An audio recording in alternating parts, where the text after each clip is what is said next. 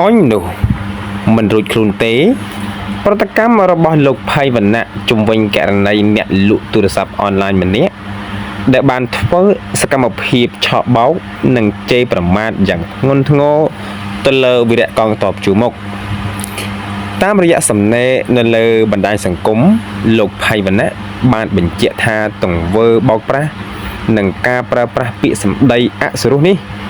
គឺជារឿងដែលមិនអាចអត់ឱនបានជាដាច់ខាតលោកបានសំណូមពរយ៉ាងទទូចដល់សមាជិកឲ្យបើកការស្រាវជ្រាវតាមចាប់ខ្លួនស្ត្រីរូបនេះមកផ្ដន់ទោសតាមផ្លូវច្បាប់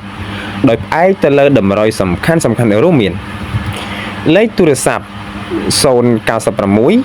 38 39 734និងគណនីធនាគារដែលមានបង្ហោះនៅលើបណ្ដាញសង្គម Facebook ឈ្មោះថា Mr. Egg Gaming ជាមួយគ្នាដែរលោកក៏បានអំពាវនាវដល់បងប្អូនប្រជាពលរដ្ឋដែលស្គាល់អត្តសញ្ញាណនិងទីកន្លែងស្នាក់នៅរបស់ស្ត្រីរូបនេះសូមជួយផ្ដល់ព័ត៌មានជូនសមាជិកផងបាទហើយនេះគឺជាព័ត៌មានមួយដែលពាក់ព័ន្ធជាមួយនឹងបាទរឿងរ៉ាវបាទស្ត្រីជាអ្នកលក់អនឡាញបាទរវាងបងកងទ័ពបាទជួរមុខបាទបងប្អូនបើតាមខ្ញុំសង្កេតមើលរឿងនេះបាទអាចថាជាអំពើគេឆក់បងប្អូនណាបាទដែលលក់ទូរស័ព្ទ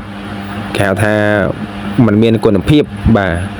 អាចតែឃើញនៅការ live มันបានឃើញផ្ទាល់ជាដាក់ឲ្យគ្នាដល់ពេលគ្នាប្រើបង្កើតគ្នាក៏ផ្ញើឲ្យលក់ឲ្យវិញដើម្បីបាញ់លុយវិញអញ្ចឹងបងប្អូនបាទខ្ញុំធ្លាប់ជួបហើយបាទញឹកបាទរឿងបញ្ហានេះអញ្ចឹងសូមសំណូមពរដល់បងប្អូនដែលអ្នកលក់អនឡាញសូមរកស៊ីដោយភាពត្រឹមត្រូវបាទការបោកប្រាស់ការដែលឆក់បោកគេនេះគឺវាមិនថិតថេរទេហើយមួយទៀតបើអ្នកគេឯងលំដាប់ដែរគេអាចវាយមុខវាយមាត់បាទហៅឃើញណាយកយើងឃើញអាហ្នឹងអញ្ចឹងមិនស្រួលបានទេយើងនៅតែដេកភ័យអញ្ចឹងបងប្អូនបាទ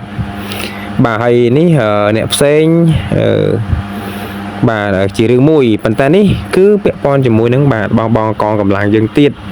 ដែលជាអ្នកមានគុណរបស់យើងបងប្អូនបាទខ្ញុំថាអញ្ចឹងពួកគាត់បាទយកដើមទ្រូងទៅការពីជាតិបើគាត់ខុសឆ្គងតិចតួចយ៉ាងណាក៏ដោយគឺមានតែសម្រួលឬក៏អាចបើមានទឹកចិត្តឲ្យមួយគ្រឿងក៏មិនខុសដែរបងប្អូនបាទ